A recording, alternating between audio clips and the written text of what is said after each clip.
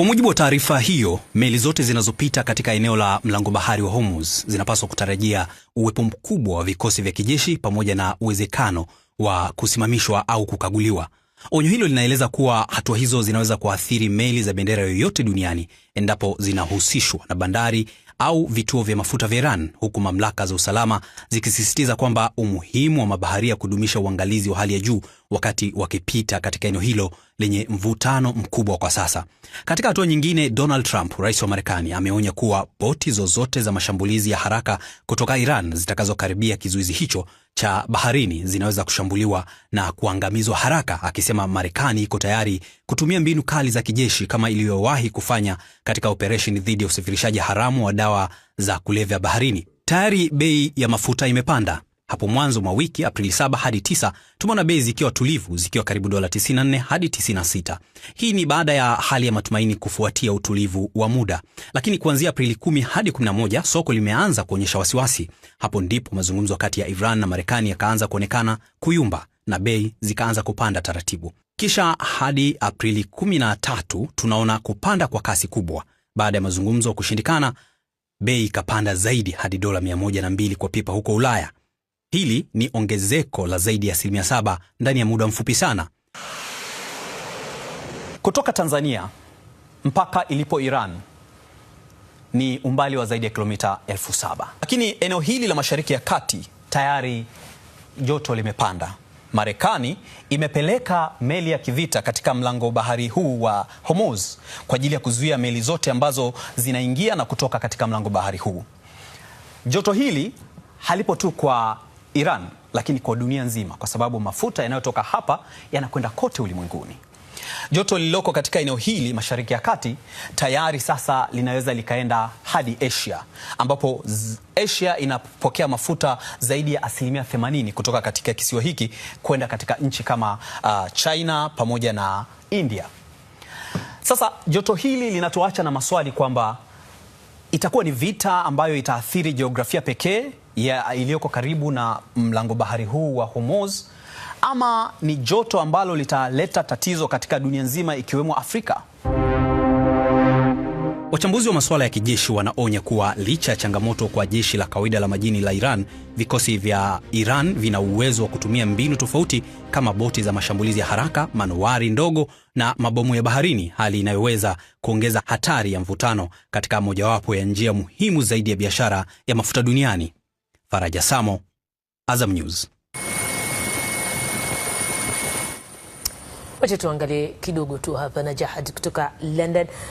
Jahad, hatua ya Marekani kuweka zuio kwenye maeneo ya kuelekea kwenye mlango huo wa Hormuz kwa maana ya kuzuia bandari zote za Iran kutamfanya Iran asalimu amri?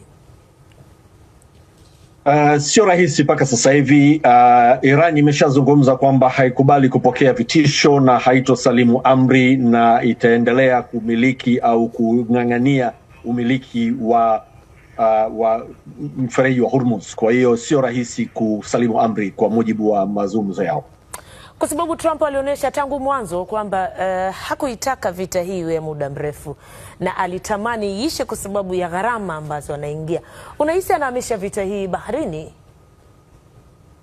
Tayari vita hii ilikuwepo baharini kwa sababu tayari kulikuwa kuna meli za kivita zile ambazo aircraft carriers ambazo zilikuwa zimeleta ndege nyingi pale ambazo tayari zilishapurumushwa na kuondoka, na ni kweli kwamba hakutaka hii vita iendelee kwa muda mrefu, au tuseme kwamba mategemeo yake kwamba ingekuwa ni vita fupi sana, kwa mfano kama ile ambapo aliingia Venezuela na kutoka na kumnyakua rais. Kwa hiyo alitegemea kwamba kwa upande wa Iran watapoanza kupiga tu mabomu basi watasaidiwa na wananchi, ambao kinyume chake wananchi wamesimama na serikali yao, na Iran kama nchi imeweza kuonyesha umahiri mkubwa hata katika medani za kivita. Paka sasa hivi imethibitisha kwamba imetungua ndege si chini ya 16 mpaka 40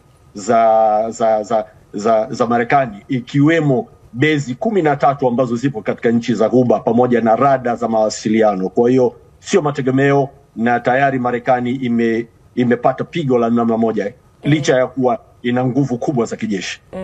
Iran imeonya kufanya hivyo kwa Marekani, ambapo anajigamba kwamba anasaidiwa na washirika wake ambao tayari wameshaanza kuonesha kwamba wazi wazi hawako pamoja naye kwenye hili, kwamba kwa kufanya hivyo utakuwa unatibua yale maridhiano ambayo yanaendelea.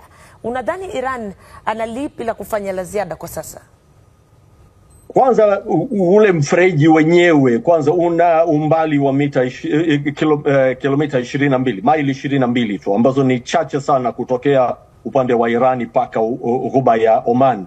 Kwa hiyo na meli zinapita katika korido ya kwenda kaskazini ni korido ya maili 2, upana na kurudi ni maili 2. Kwa hiyo ni sehemu nyembamba sana ambao meli ambazo zinapita pale. Kwa zile meli ambazo zikipita pale bado zipo katika eneo ambalo zinaweza zikapigwa mizinga kutokea upande wa Iran, na kuna mabomu mengi sana ambayo yametegwa pale ndani, na ukiachilia pale kuna drones za boti za kuenda zenyewe bila ya kuwa na rubani ambazo zipo za maji. Kwa hiyo ukiangalia kwamba kuna mambo ya kijeshi mengi ambayo silaha nyingi zimeelekezwa pale, ambazo meli za kawaida zikipita zinaweza zikatunguliwa na zikaathiriwa kwa namna moja, na tayari zimeshapigwa meli zaidi ya 10 kabla ya kuingia katika mazungumzo ya Islamabad.